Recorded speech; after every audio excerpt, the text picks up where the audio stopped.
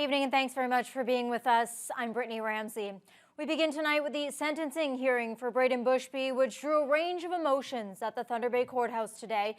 The 22-year-old city man was found guilty of manslaughter in December for the 2017 trailer hitch incident that led to the death of 34-year-old Barbara Kentner. Today, victim impact statements were read out loud, along with submissions from Crown and defense lawyers. And for the first time, Bushby himself addressed the court. Troy Charles has more.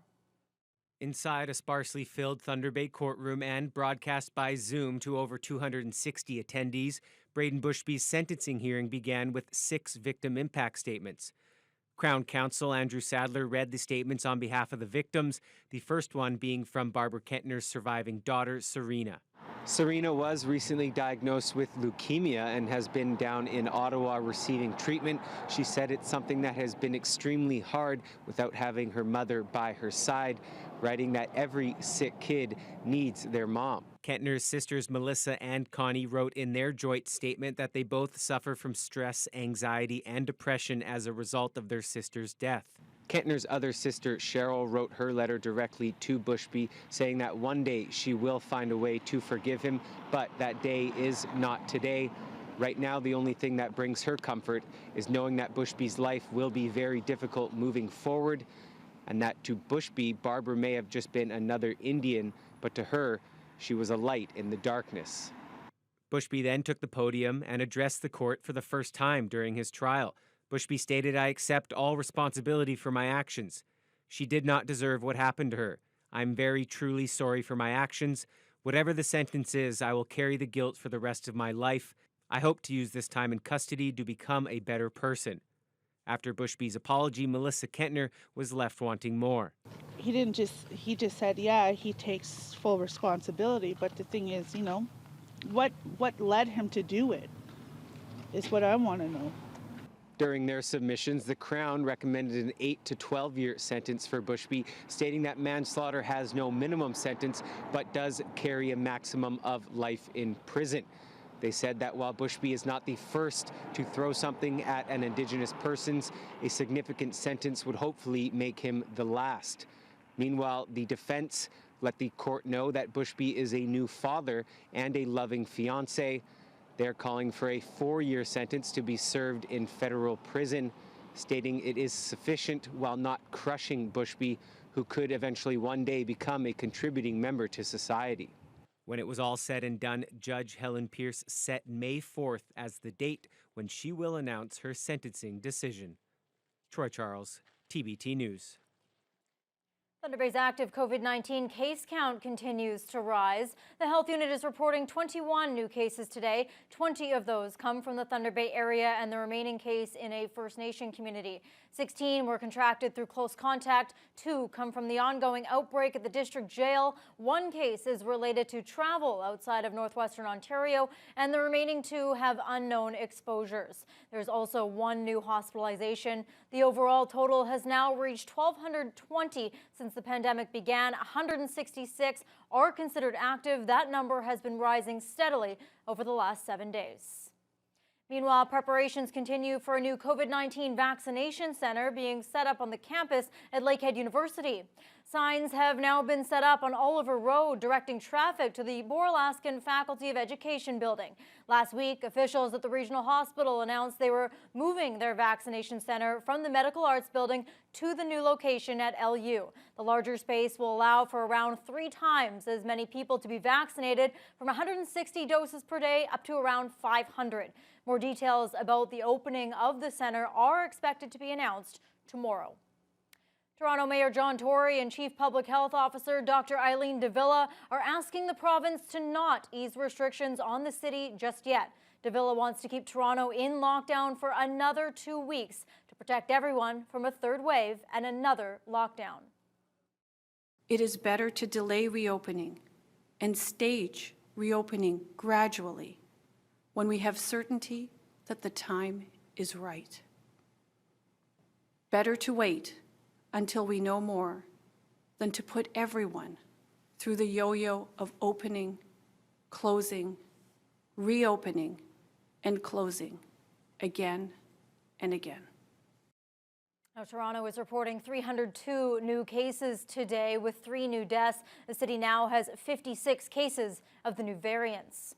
And all schools in Ontario are finally open today after snow disrupted the return for Toronto area students yesterday, with those regions now required to offer targeted testing.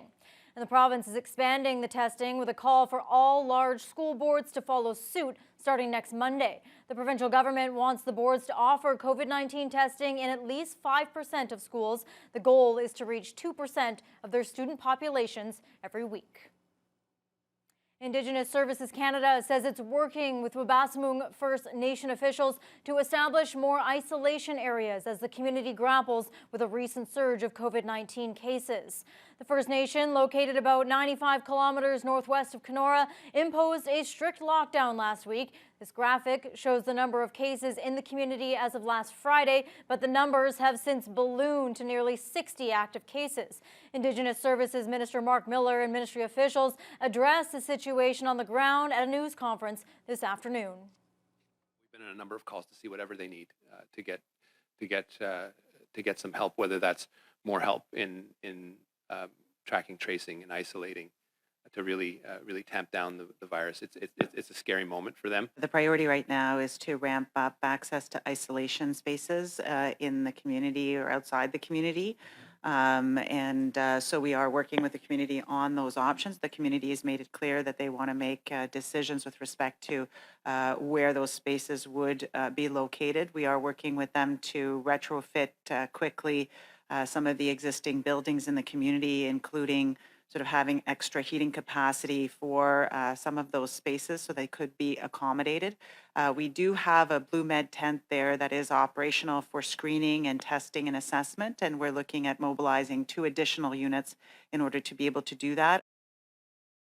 Wabaseemoong Chief Waylon Scott could not be reached for comment. The Northwestern Health Unit is reporting another 23 COVID cases today. 22 of those are in the Kenora area, which includes Wabaseemoong, but it's unclear how many of the cases come directly from that community. The Liberal Party of Canada continues to prepare for a potential federal election by announcing another 22 candidates last night. One of them is Health Minister Patty Hajdu, who will seek a 3rd term in Thunder Bay Superior North. Thunder Bay Rainy River MP Marcus Pulowski is also expected to run again, but his nomination has not yet been announced by the party. Meanwhile, politicians in the Northwest are reacting to the federal government's proposed new firearms legislation. The changes announced yesterday are meant to keep Canadians safe and guns out of the hands of dangerous individuals. The most notable change would see municipalities decide whether or not to ban handguns in their community rather than a national implementation. Avery McRae has details. Following the deadliest mass shooting in Canada's history, which claimed the lives of 22 people in Nova Scotia in April, Prime Minister Justin Trudeau pledged to increase firearm regulations. On Wednesday, Trudeau announced new gun control legislation that would include a buyback program for bared firearms, increase criminal penalties for gun smuggling and trafficking, and allow municipalities to ban handguns. When the pledge first came in the spring of 2020, Thunder Bay Mayor Bill Morrow asked City Police Chief Sylvie Hoff for her thoughts and recommendations on the handgun ban, but the pair decided to wait until the bill was tabled at the House of Commons. But it looks like there may be some detail there for her to sink her teeth into. So next month at our Police Services Board, I will ask if it's possible for her to bring us a report with her recommendations or thoughts on this. Bill C-21 comes 9 months after the Liberals announced a ban on the use, sale, and importation of over 1,500 makes and models of military-grade assault weapons. Eric Malillo is a Conservative MP for the Kenora riding and says the bill will not reduce crime, citing the vast majority of gun crimes are committed with illegally obtained firearms. Malillo adds by not implementing a national handgun ban, the federal government is merely passing the buck to cities and towns. They're looking to create arbitrary bans or encourage potentially municipalities to create arbitrary bans that we don't think are going to be effective anyway. So why are we wasting our time moving forward on this is really the frustration that I'm feeling, as I know many in Northwestern Ontario are feeling as well. You know, if a city like Toronto banned handguns, but a city right next door like Hamilton did not, I think this is the part that has, municipal people across the country wondering why they haven't taken a national approach if they feel like there is a benefit to banning handguns. There is no timeline to when the city would need to make a decision on a potential handgun ban. Avery McCrae, TBT News. Confederation College is looking ahead to the coming school year with the hope that thousands more students will return to learning on campus. The college is now confirming a 27% drop in fall 2020 enrollment, with about 3,200 students registered. Most students are taking their lessons online, with only about a third of classes happening in person, mainly for labs and apprenticeship programs. The majority of the enrollment drop-off is related to the clampdown on global travel. College President Kathleen Lynch says if it weren't for the international students who stayed in Canada through the pandemic, the school would have been in a far graver situation. But she says they really tightened their belts and have done a good job trying to balance their budget. The college had around 1,400 international students in 2019, and they hope to bounce back to 950 this coming fall. Lynch says they've already decided to not increase tuition for international or domestic students next school year. The delays continue in getting Thunder Bay's cyclotron approved for medical uses, but its researchers have found a potential new use for it in the mining industry. The $10 million piece of equipment was initially built to provide the regional hospital with radioactive isotopes for diagnostic imaging. The Canadian Nuclear Safety Commission licensed the device in 2016, but tight federal requirements have them awaiting a Health Canada stamp of approval. Officials at the Regional Research Institute hoped to have it ready by last spring, but the pandemic restricted the work by staff and halted contractors. The group is also aiming to soon hire a new director of cyclotron operations. Former director Michael Campbell is now a chemistry researcher at Lakehead University, and he's using the cyclotron for work that could be useful to the mining industry. For example, gold ore is being made radioactive for a short period of time to determine the types and quantities of each metal in the sample. The Research Institute has put a call out to several companies for feedback on the preliminary research.